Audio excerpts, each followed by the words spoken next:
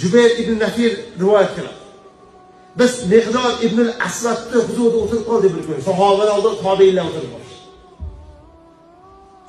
Shunda dars keldida, bah. Rasulullohning ko'zini o'z ko'zi bilan ko'rgan shu ko'zlarni buni o'zib qo'ysan. Kimga aytyaptini? Sahobaga. Qaniydi men ham sahoba bo'lsam, bu Rasulullohning ko'zlarini ko'rardim deb so'raganlar gap. Ammo Miqdor jahillar chiqdi. Gapirgan gaping qarabroq gapirdi. Jahl chiqdi. Ha, bu zo'r gap emasmidi bu? Aytyapti, biz ta'jubda qoldik. Bu zo'r gapni gapirdi o'zi. Shunda g'azabini sababini tushuntirib qo'ydi.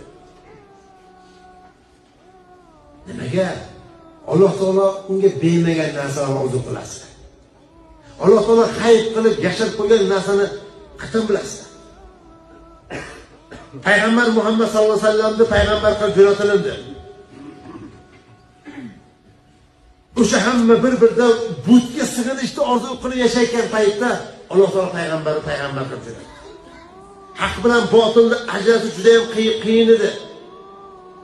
Ota bolasidan, bola otasidan, unisi u yoqdan, uydan mahrum bo'ldi. Odamlar o'jallikda turib olib, oxiri jahannamning mulkasidan ko'mildi. İmtihana o'tolmadi.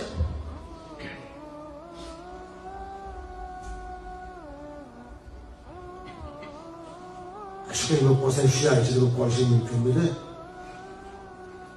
O'sha Abu Jahl, Abu Lahab, sen qayerdan bilasan? Men payg'ambarga o'zim iymon keltiraman degan narsa. Hozir kunga seni qalbingga Alloh mehr, muhabbat, iymon solib qo'ygan bo'lsa, bu juda katta ne'mat. Rasululloh yo'q narsani orzu qilish, siz bilmaysiz payg'ambar zamonida bo'lib qolsiz-ku, kimni tarafda ekanligingizni hali bilmaysiz. Alloh taolo sizga xayrni yashirib qo'ydi uni. Siz ertaga kimni nima bo'lishini bilmaysiz. Yaqin kelajakda Iso alayhisalom tushib, yer yuzida yursa, Iso alayhisalomning oldida turishni orzu qiladiganlar ko'p. Lekin Iso alayhisalomga orzuda imtihonlardan o'ta olmaydi, mashqani.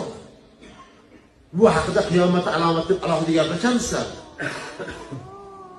Demak, hamma orzuda ham o'zining nimasi bor ekan, nuqtasi bor ekan. Shuning uchun Payg'ambar sollallohu alayhi vasallam Imom Ahmad rivoyat qilgan hadisda aytadilarki, "Iza tamanna ahadukum", agar biringiz orzu qilsa, falyanzur, orzusiga qarab qo'ysin. To'g'ri ekan, narsani orzu qilavermadi. Chunki u bilmaydi, orzusidan qaysirisi qanday holda nasib bo'lishini bilmaydi. Rostdan bilmaydi. Boy bo'lib ketsam qaniydi endi. Bilmaysiz, siz qanaqa boylik edi. Boylik bor, yaxshilik yetadi. Boylik bor, yomonlikka jahannamga yetadi.